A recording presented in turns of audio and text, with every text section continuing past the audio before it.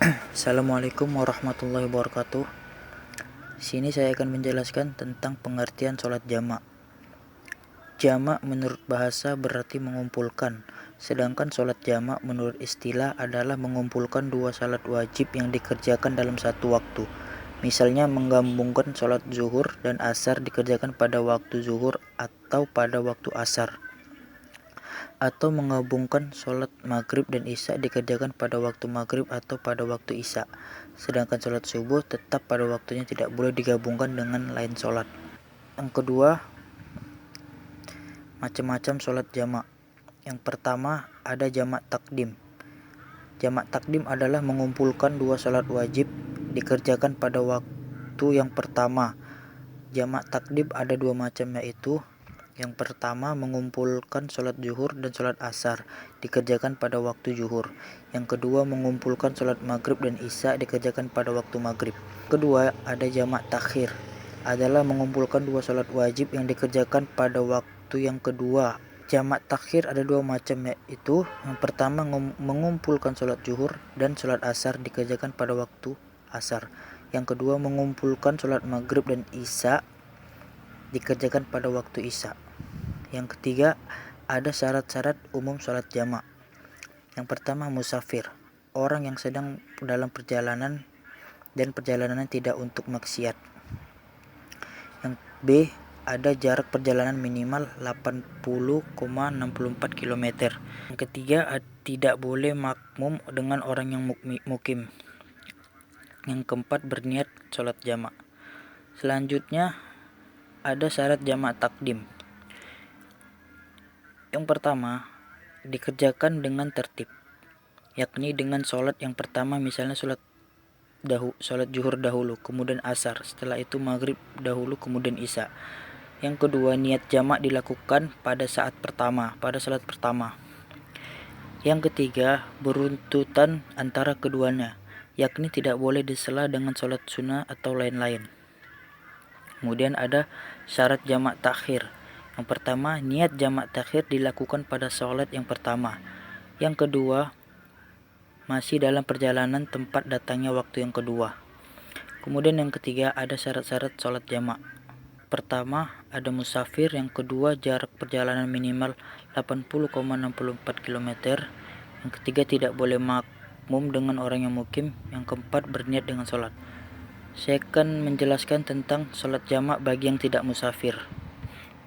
Orang yang bukan musafir boleh juga mengerjakan menjamak sholat kalau dalam keadaan darurat. Misalnya orang yang sedang mengerjakan sholat berjamaah di masjid di suatu tempat khusus seperti di masjid atau musola, kemudian turun hujan lebat yang menghalangi orang untuk pulang dan kembali lagi untuk berjamaah. Lanjutkannya haruslah dengan syarat-syarat sebagai berikut. Yang pertama, hujan lebat hingga menyulitkan perjalanan, seperti hadis Nabi Muhammad SAW, annan Nabi sallallahu alaihi wasallam jama'a bainal maghribi wal isya'i fil lailati matirati, yang artinya bahwasanya Nabi sallallahu alaihi wasallam menjamak sholat maghrib dan isya di malam yang hujan lebat.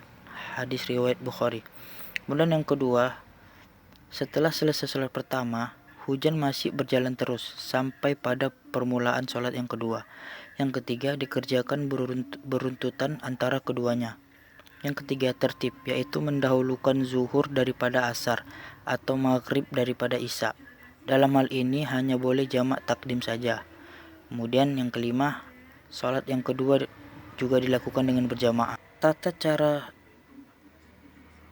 sholat jamak adalah: yang pertama, berniat sholat zuhur dengan jamak takdim bila dilafalkan, yaitu usolli fardhu zuhri arba'a rakaataini jam'an taqdiman ma'al asri fardhan lillahi ta'ala, yang artinya saya niat sholat zuhur 4 rakaat digabungkan dengan sholat asar dengan jamak takdim karena Allah Ta'ala. Yang kedua, tata caranya adalah takbiratul ihram seperti biasa. Yang ketiga, sholat zuhur 4 rakaat seperti biasa. Yang keempat, salam. Yang kelima, berdiri lagi dan berniat sholat yang kedua asar, jika dilafalkan sebagai berikut: Sholli fardul asri arba'a rakataini jam'an taqdiman ma'az zuhri fardan lillahi ta'ala. Kemudian seperti yang saya jelaskan tadi, takbiratul ihram, salat asar 4 rakaat seperti biasa, kemudian salam. Baik, kemudian saya akan menjelaskan tentang pengertian salat qashar. Qashar menurut bahasa berarti meringkas, sedangkan salat qashar adalah meringkas salat wajib 4 rakaat menjadi 2 rakaat. Mengqashar salat bagi orang yang memenuhi syarat hukumnya mubah atau boleh karena merupakan rukhsah atau keringanan dalam melaksanakan salat bagi orang-orang yang sudah memenuhi syarat. Saya akan menjelaskan tentang syarat sah salat qashar. Yang pertama, orang yang boleh mengqashar adalah musafir yang bukan karena maksiat. Yang kedua, berniat mengqashar pada waktu takbiratul ihram. Yang ketiga, jarak perjalanan sekurang-kurangnya 2 hari perjalanan kaki atau 2 murhala, yaitu sama dengan 16 farsah. Keterangan ini berdasarkan hadis Nabi SAW yang bunyinya, kana Ibnu Umar wa Ibnu Abbas wa radhiyallahu anhum yaqsurani wa yuftirani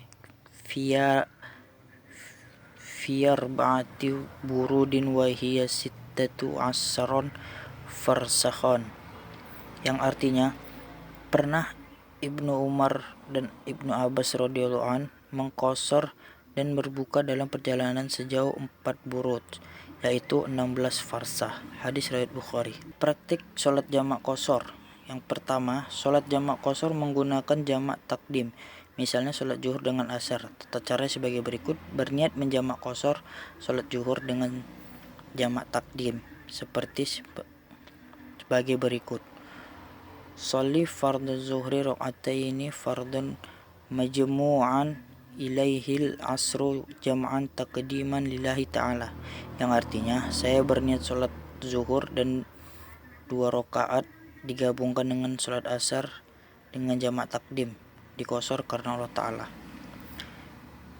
Kemudian takbiratul ihram, salat zuhur 2 rakaat atau diringkas, salam, kemudian berdiri dan niat salat asar.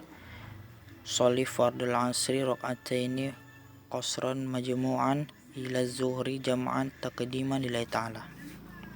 Kemudian takbir, salat asar 2 rakaat atau diringkas, kemudian salam. Salat jamak qashar menggunakan jamak takhir. Misalnya salat maghrib dengan isya, tata cara sebagai berikut: berniat menjamak qashar salat maghrib dengan jamak takhir. Kemudian takbiratul ihram, salat maghrib 3 rakaat seperti biasa, kemudian salam. Kelima, berdiri dan niat salat isya.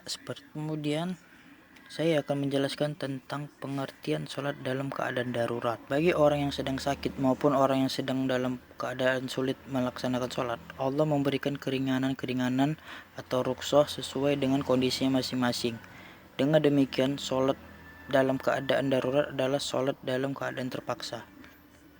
Saya akan menjelaskan yang pertama, salat dalam kendaraan. Pertama adalah salat wajib harus dilakukan dengan cara sempurna, yaitu dengan berdiri, bisa ruku, bisa sujud, dan menghadap kiblat. Jika di atas sebuah kendaraan seseorang bisa salat sambil berdiri, bisa ruku, bisa sujud, dan menghadap kiblat, maka dia boleh salat wajib di atas kendaraan tersebut, seperti orang yang salat di atas kapal.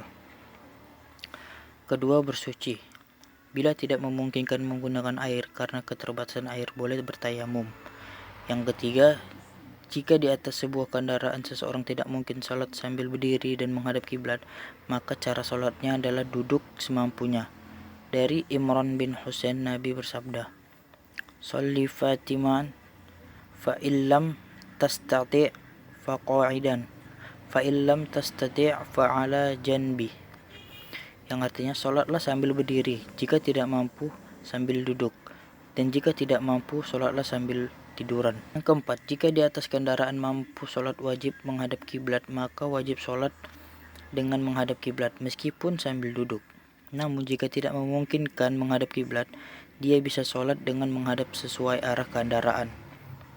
Allah juga berfirman, Bismillahirrahmanirrahim, fattaqullaha mastata'tum wasma'u, yang artinya bertakwalah kepada Allah semampu kalian. Dan yang kelima, pada waktu takbiratul ihram hendaklah menghadap kiblat. 6. Ketentuan di atas hanya berlaku untuk sholat wajib. Adapun sholat sunnah boleh dilakukan duduk dan tidak menghadap kiblat, meskipun dua hal itu biasa dilakukan.